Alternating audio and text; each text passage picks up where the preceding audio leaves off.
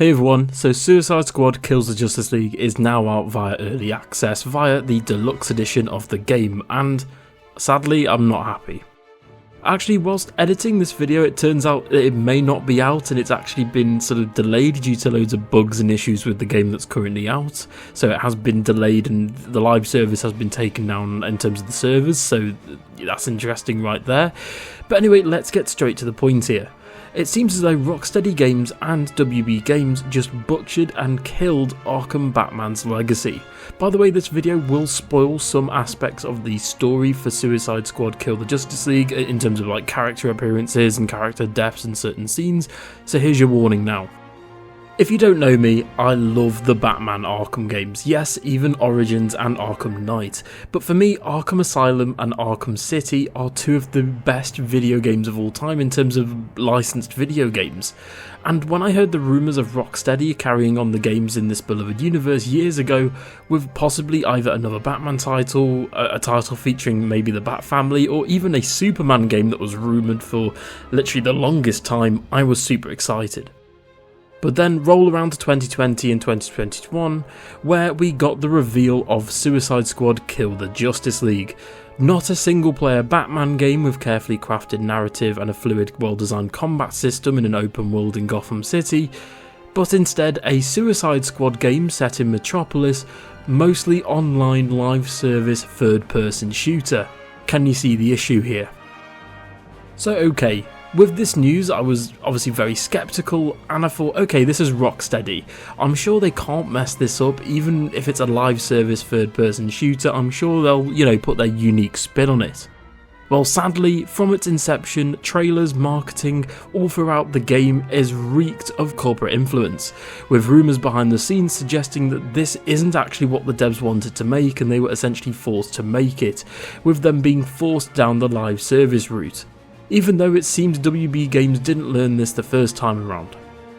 In my opinion, single player stories just don't really work in live action. I mean, sure, there probably are some series that would be well adapted, but it would be like something like God of War just suddenly turning into a live service game without Kratos in it. It's just really odd, and it just, when you hear about it, you just don't think it would happen. Obviously, it's a bit different for something like DC Comics, but there you are. But with a couple of delays, the game is now out, and since I wasn't actually going to play the game until it was severely price cut, either that or it was made free via Games of Gold or on the Epic Games Store or maybe even PlayStation Plus, maybe even later in a sale if it was like dirt cheap, I might get it just to play it once, or next year, I thought I'd check out the gameplay online as well as some of the cutscenes in the story, and I was shocked to see what they did to Batman as a character. In this game, they have absolutely butchered Arkham Batman's legacy, and to put this into context, we have to talk about the tragic and sudden passing of Kevin Conroy, who has played Batman and voiced Batman in things like the original animated series, Batman Beyond, various spin-offs in different games and things like that, in the LEGO games for example, in live action, and even in Rocksteady's own Arkham series. Kevin Conroy will be sorely missed, and for me personally, people talk about their Batman, Kevin Conroy was my Batman, and he was sadly taken from us far too soon. And with all this in mind, to some credit, Rocksteady not only had to develop this game during a global pandemic, but also had to navigate designing it for a brand new system of console, being the Series X, Series S and the PS5, as well as dealing with the sudden passing of Kevin Conroy. And with his passing in mind, most of Batman's scenes, lines and general story in this game is not only disrespectful to Kevin's legacy, but also to Rocksteady's Arkham Batman series. Obviously they couldn't have foreseen Kevin's passing and most likely had to do they had a lot of the work in terms of the voice lines and the cutscenes done beforehand, but if you go online and watch this series in-game, it still hurts.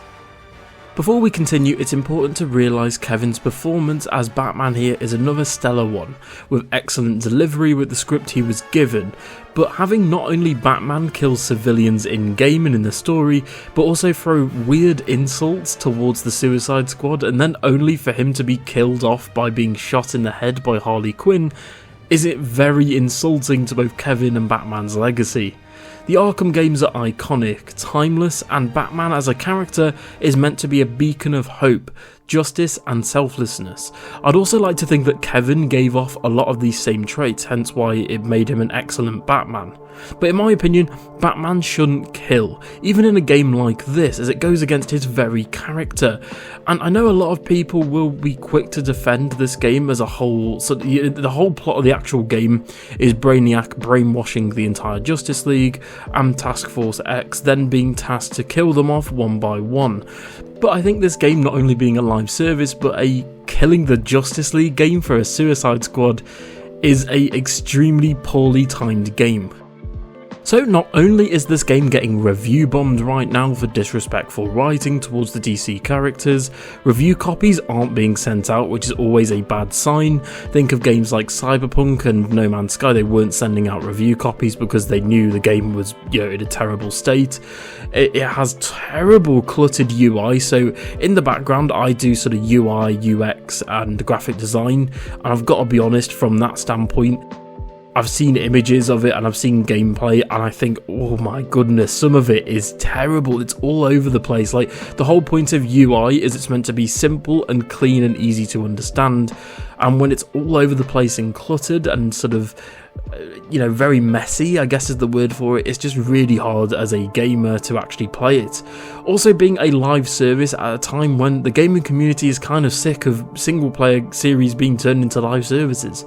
Gotham Knights featured a similar fate, but at least that game is its own separate thing and it wasn't a continuation of the beloved Arkham series. This game feels completely disconnected from what the Arkham series were in terms of combat, gameplay and storytelling, as well as world building and character moments. It feels as though WB Games forced Rocksteady to make this game, and it really shows in the gameplay as well as the writing. And it was shoehorned in last minute and wedged forcefully into the Arkhamverse without proper care. And with everything, this being Kevin's last role as Batman and in general is just so sad, and not only did Kevin not deserve this, but either did the Arkham Batman. I know in game there is actually I think there is a cutscene that actually basically it's a memorial for Kevin as well as Batman, which is fine. I'm really happy that they did that. I really appreciate that they did that.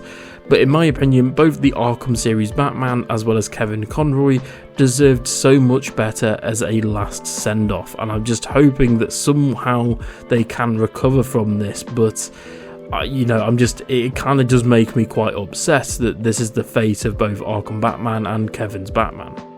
And I do apologise this video has been a bit of a downer one, but thank you so much for watching, and for more gaming content don't forget to check out more on the channel, subscribe if you want, and don't forget to leave a comment on what you think about Suicide Squad Kill the Justice League. Thank you so much for watching, and I'll see you all in the next one. Bye.